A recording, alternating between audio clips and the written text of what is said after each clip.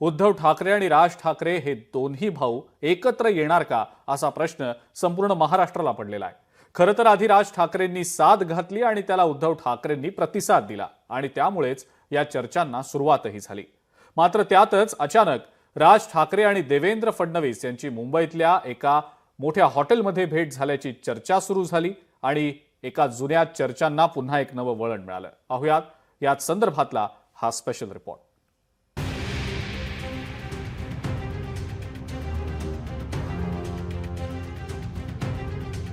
फडणवीस भेटीचं राज काय? ठाकरे बंधू एकीच्या चर्चांना खीळ? राज ठाकरेंच्या मनात नेमकं काय? मराठीसाठी आणि महाराष्ट्राच्या हितासाठी किरकोळ भांडणं बाजूला ठेवायला मी सुद्धा तयार आहे। दोन्ही भावांनी एकत्र येण्याबाबत ही दोन महत्त्वाची वक्तव्य केली। त्यामुळे ठाकरे बंधूंची युती होणार का अशी चर्चा महाराष्ट्रभर सुरू झाली। अगदी संजय राऊत असो की संदीप देशपांडे असो, दोन्हीकडचे सगळेच नेते यावर भरभरून बोलले।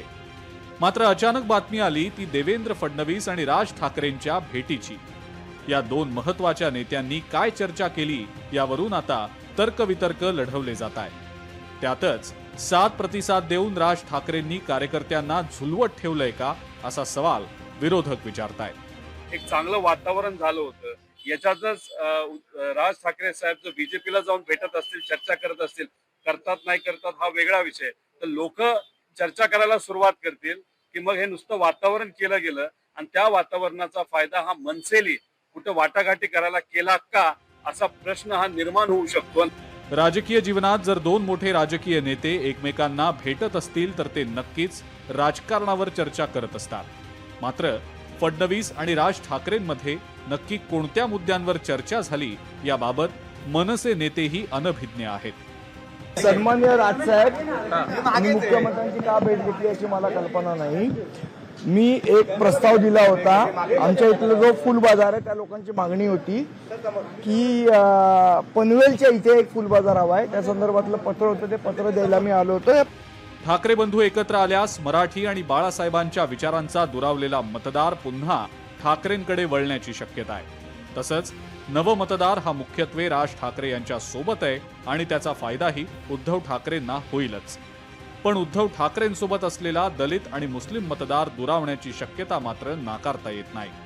महत्त्वाचं म्हणजे या दोघांच्या एकीनं महायुतीला मात्र जास्तीची मेहनत करावी लागणार आहे। पण तरीही यावर महाविकास आघाडी काय भूमिका घेते हेही तितकंच महत्त्वाचं असेल। स्वप्नील जाधव, लोकशाही मराठी, मुंबई।